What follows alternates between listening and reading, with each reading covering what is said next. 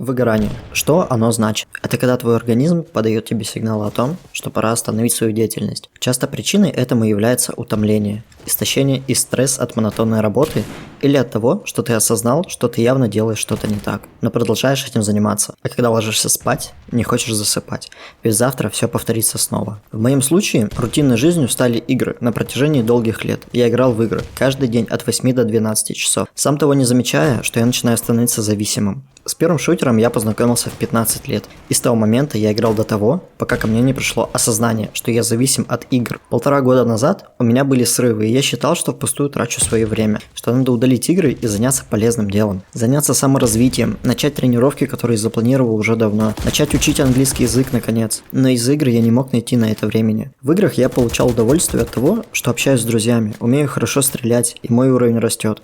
Но через какое-то время я начал понимать, что общение об играх мне уже не интересно. Мои высокие показатели для меня стали обычным делом, как утром почистить зубы. Я потерял интерес и удовольствие, когда задумался, а надо ли мне это все, что мне даст это в жизни. После осознания началась перестройка моих нейронных связей. Я начал потихоньку строить планы и делать шаги к их реализации, но зависимость была куда сильнее меня. Мне хотелось зайти в игру и получить это временное счастье, после которого я встану вечером с кресла, посмотрю в окно, пойму, что я опять просрал весь свой день.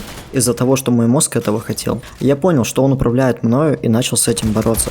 Первым шагом было постепенное удаление игр со своего компа. Сначала тех, в которые я точно давно не заходил. На втором шаге я стал уделять играм по 2 часа в день, для того, чтобы после выхода заняться делом. Так я начал изучать видеомонтаж, но продлилось это недолго. Спустя месяц я снова начал задротить по 8 часов. Вторым шагом стало полное удаление игр с компа, и я начинал заниматься спортом. Как только у меня появлялись мысли о том, что мне надо зайти и поиграть, спорт повлиял на это куда сильнее. Он расслабляет мозг, заставляет тебя ни о чем не думать. А после у меня появилась концентрация на самом себе. Но спортом не позанимаешься весь день, и в свободное время я опять тянул руки к библиотеке Стима. Но я держался и думал о том, что это зло, что если я сейчас сорвусь, значит все было впустую. Месяц назад я стал изучать Photoshop. У меня появилась полная занятость почти на целый день. Так я начал составлять график по часам. Утром до обеда спорт. С обеда до 6 вечера изучение программы, после чтения книги. И у меня не осталось времени на игры. Конечно, хотелось все бросить, но я держался и держусь до сих пор. Хочу, чтобы я управлял собой, а не мой мозг. Сейчас я уже почти не хочу играть и не играю 1,5 месяца. Я перестал чувствовать пустоту и заполнил ее полезным делом. Я заметил, что мои навыки фотошопа выросли